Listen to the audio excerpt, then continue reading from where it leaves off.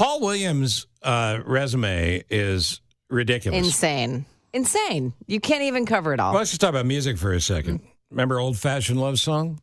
Just an old-fashioned love song playing on the radio? Mm-hmm. He wrote that for Three Dog Night. Yeah. He wrote 2 massive hits for the Carpenters, You and Me Against the World, Helen Reddy, Evergreen, Barbra Streisand from her version of A Star is Born. For kind of light, he wrote the theme from The Love Boat. Yeah. And it goes on and on and on. And Paul Williams, Oscar-winning singer, songwriter, and swell guy. Swell. Emmet, Otter's Jug Band Christmas, now playing at the Studebaker Theater in the Historic Fine Arts Building. It's a great, great Chicago theater happening. FineArtsBuilding.com for tickets. It's been years, but is it an honor? I'll tell you, yes, it is, to say, ladies and gentlemen, Paul Williams. It's been too long. How are you? Hi, Paul Williams. It's great to be here with Steve and Jay this one. But the truth of the matter is I've got a cold, so I'm going to need some poor babies. You sound totally fine. Poor babies. Drink a lot of fluids. Jane has some nursing experience. She'll be there with a Vicks Vapo rub right after we get off at 9. Whatever you need. Well, it's interesting because I did the Hawk, and I have faced the Hawk before in Chicago, and I was flying. I went to Nashville for one day. They had tornadoes like crazy. Oh man! Flew over here to New York the next day where they had flood warnings. I thought, what am I doing here? What's going on? Why I keep getting biblical weather everywhere I go? That's exactly right. That's exactly what I was thinking, because you've lived an amazing life and you've seemed to be given to so many people and wrote these incredible songs. God, check your notes. You got the wrong guy. You know what? It's been an amazing life. I am nothing but grateful, and probably as good as it ever got, and just a spiritual experience, and yet it felt like being a kid anytime I was around the Henson gang. Jim Henson was just the elegance of kindness, and I never felt like I belonged to a gang that had a treehouse until I started working with the Muppets. And the best. And then all of a sudden it's like, okay, I get it. That's what this feels like. Give me a story we don't know about the Muppets. Were they backstage divas? Oh, well, if I walk onto the set and Jim is standing there with Kermit and Frank Oz is standing there with Miss Piggy, there are 5 of us in the conversation, and there is including one very beautiful young pig, that just absolutely has the most ruthless sense of humor in the world, and just. Well, who's the little guy? Could you get a decent sized songwriter? That's tremendous. But more importantly, Jim was just the most amazing, easygoing. I mean, we did Emmet, Otter, the first thing I did after I did the Muppet movie, and then went on to the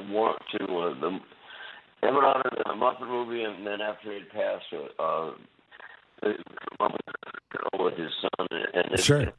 It's been a great box to sandbox to play. I think I told you this yesterday, but the first thing I ever did on the radio was a review of the Muppet movie. No. Yeah. Yeah, literally the first thing I ever did on the radio. So when you wrote Rainbow Connection, did you know what you had? It was, I think rather than knowing what I had after the fact, I know that when we started the project, I wrote it with Kenny Asher. And we wrote all the songs for the Muppet movie, and at the very first scene, you see Kermit, sitting in the swamp, and we knew we wanted to do something that was really, really special.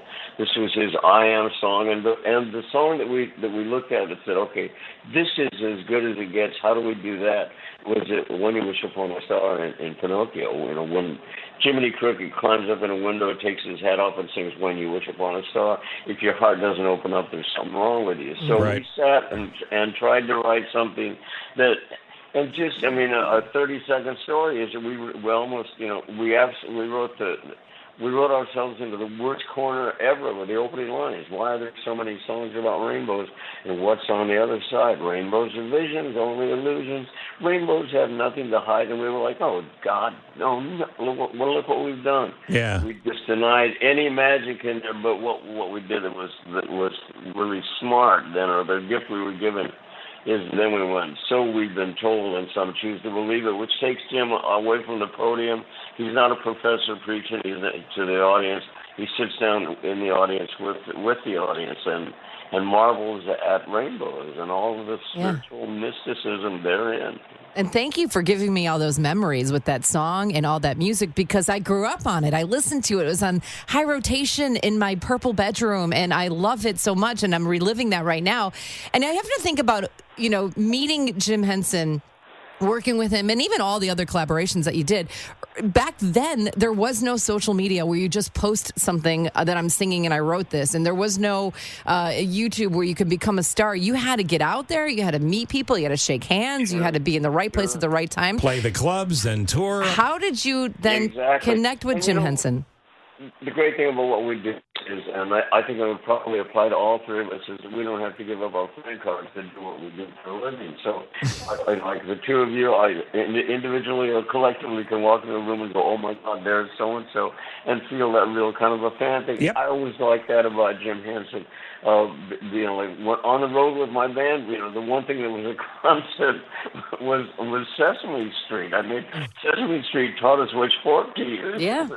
It was, so when I walked on the set of the Muppet movie, I was staring at somebody that I felt like was an old friend. That's very sweet. And I couldn't agree with you more. I'm a grandfather now, 2 and 1 more on the way. And my granddaughter, Abigail, is about to turn 8. But one of the greatest things for me was reconnecting with Sesame Street. How smart that show is. It's great, isn't it? How well written that show is. Amazing. I just had my kids and my grandkids and flew them into Chicago to see Emmet, Otter, and Studebaker Christmas, and that was a real treat with the grandkids. So yes, Steve, I totally dial into that. It's amazing. And by the way, I'll see you at the grandfather meeting.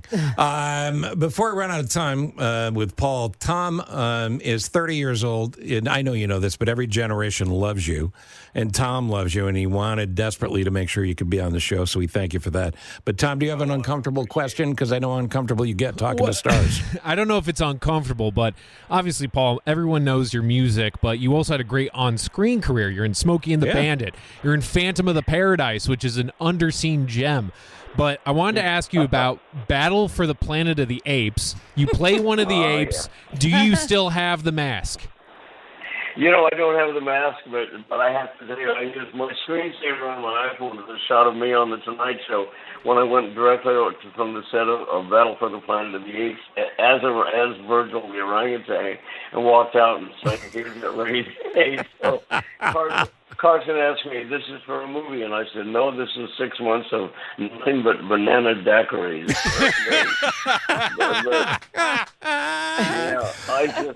I had way too much fun. You do.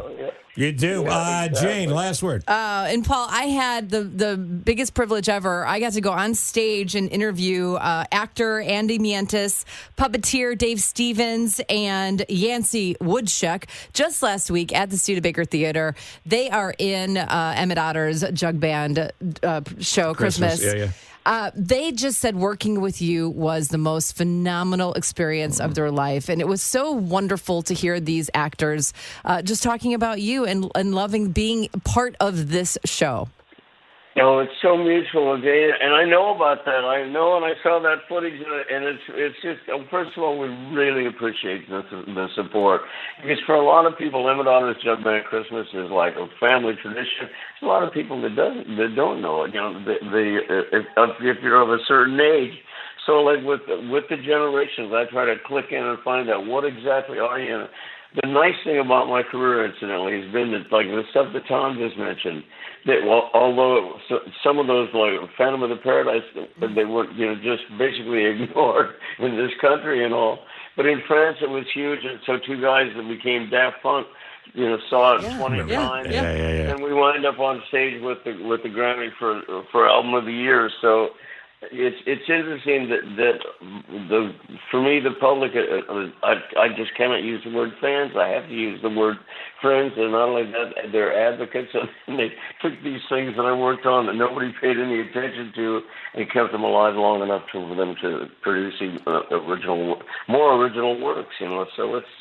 And not enough is said about what you give me in a moment like this, when I can say too, that not only am I thrilled about the show in town and all, but I'm also president and chairman of the ASCAP, the American Society of Composers, Authors, and Publishers, and ASCAP, the ASCAP Foundation, which does a lot of amazing work, with young musoids and everything, giving them music lessons and the whole thing and all. At this point, there is at the ASCAP Foundation right now. If you go to the ASCAPFoundation.org, there is the most amazing auction of celebrity items and all, and every penny that is raised from that is going to go to. In my case, it goes to the Sunlight and Spirit Awards and money for that's recovery, because I'm 33 years sober, so we get to keep the miracle by giving it away. And God bless you for that. ASCAP.